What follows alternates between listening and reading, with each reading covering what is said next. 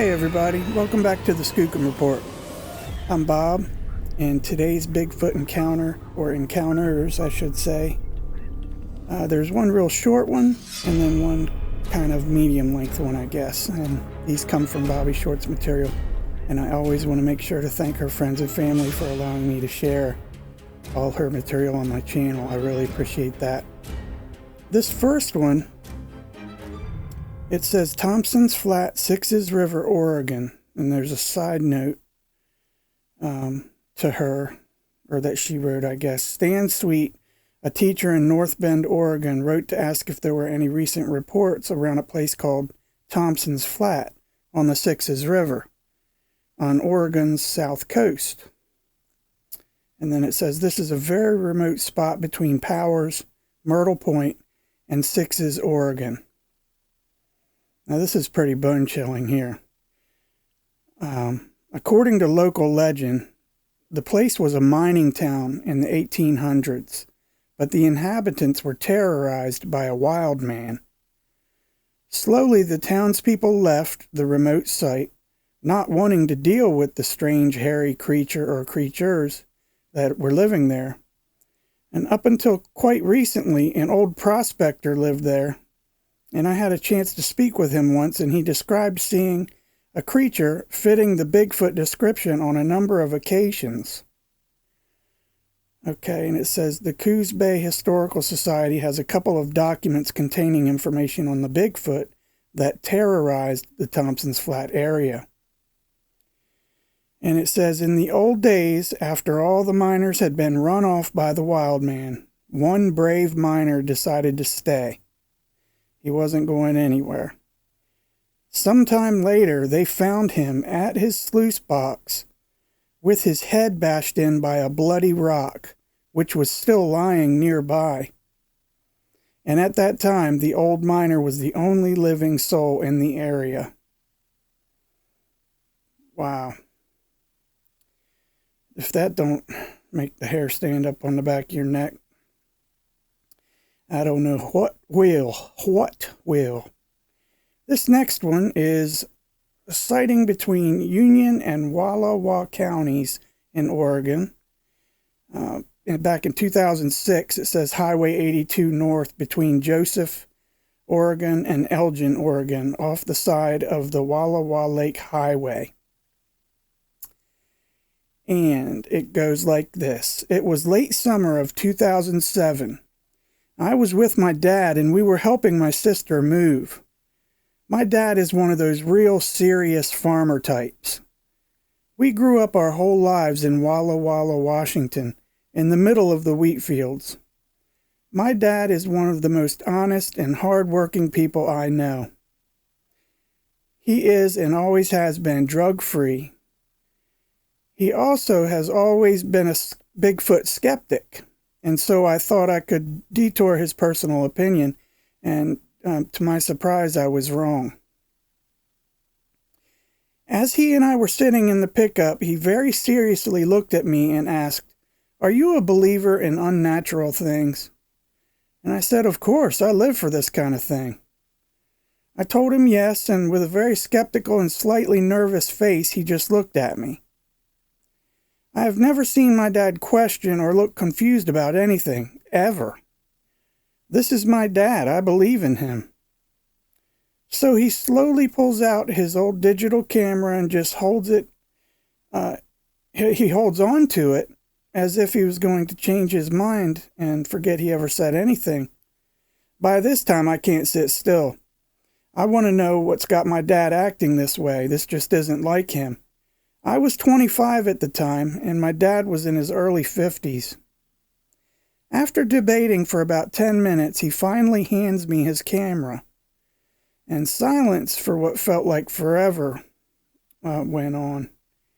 And all I could muster up was a laugh and a snide comment as to what TV show did you find these on, Dad? There were 2 photographs on his camera, and I have never seen anything like this in my life.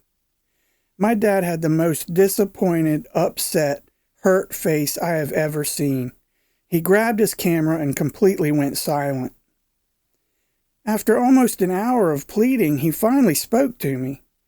He just looked at me and said, "Of all the people in the world, I believed you would understand."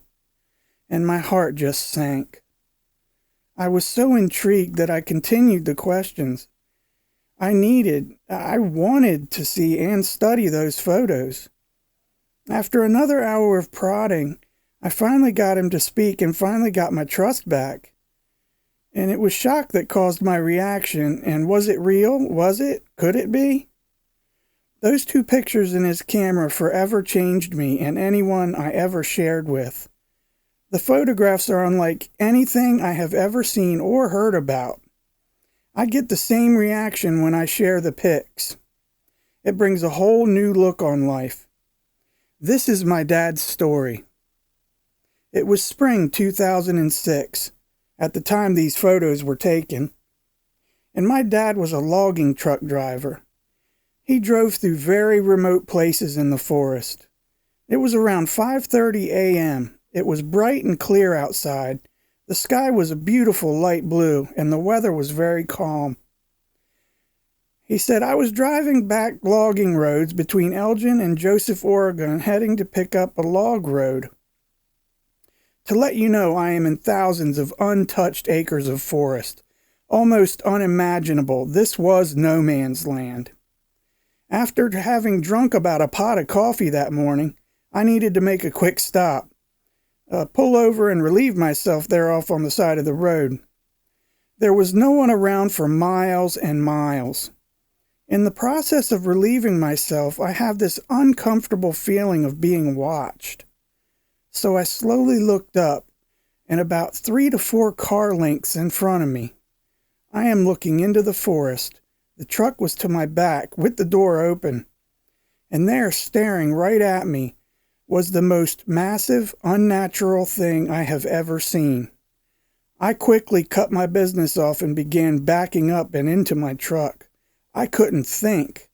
The hair was standing up on the back of my neck and on my arms, and I was confused. I continued to back up and then climbed into the cab of my truck. In my cab, I locked the door and grabbed my pistol and my camera. Either way, one of them was getting used. I looked back around at the creature and he was still standing there. This massively built, whatever it was, human-like creature was just staring at me. I never felt threatened, so I snapped a photo and watched in awe for almost a minute before it turned and just walked away. I snapped another quick side shot of his face. He just continued to walk deeper into the forest at a calm and natural pace, never even looking back. Then he was gone, and I realized I had better get going too.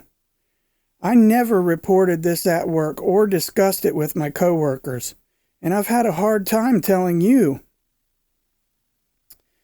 And you're a believer nonetheless. A coworker of mine reported a similar story 6 months after my experience. He lost his job and was considered crazy amongst family and friends, which is the whole reason I won't share my photos of what I saw. I'm going to describe the photos as best I can.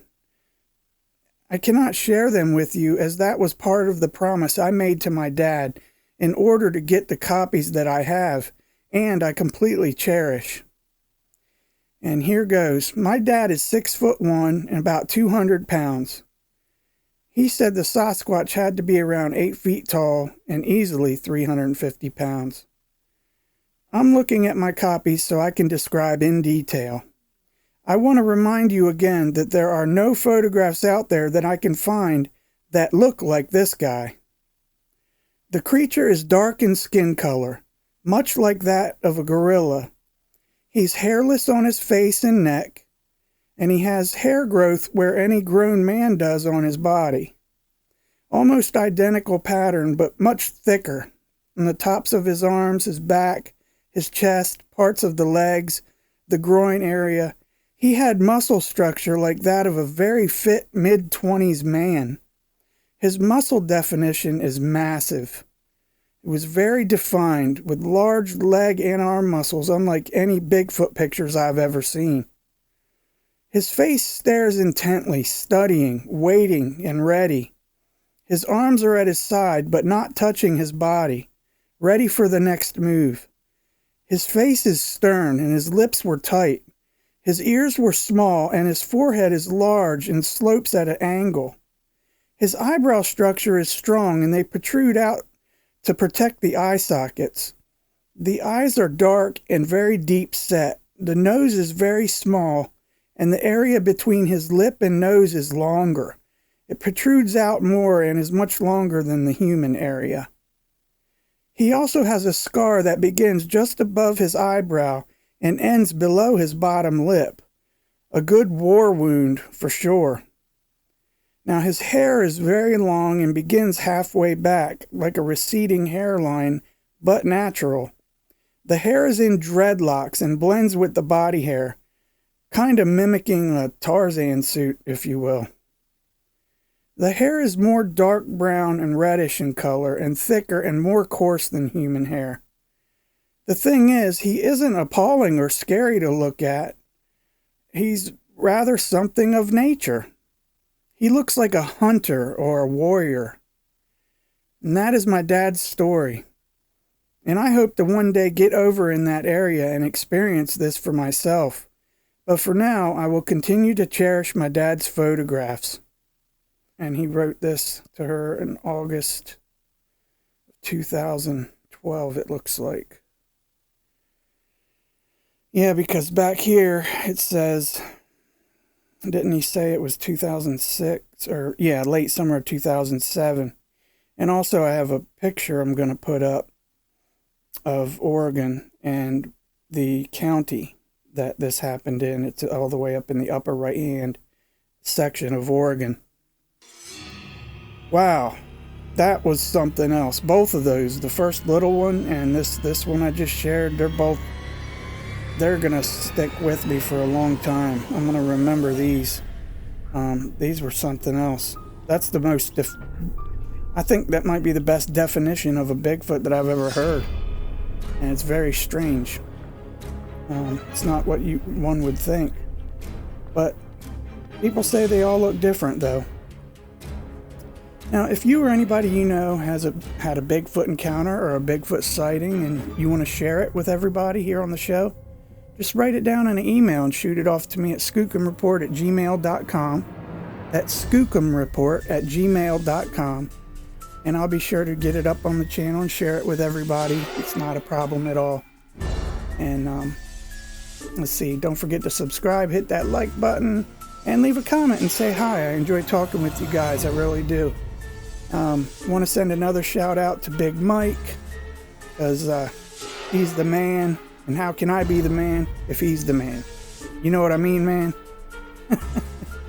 All right, everybody. I'll see you next time on the Skookum Report. I appreciate y'all. God bless. Bye.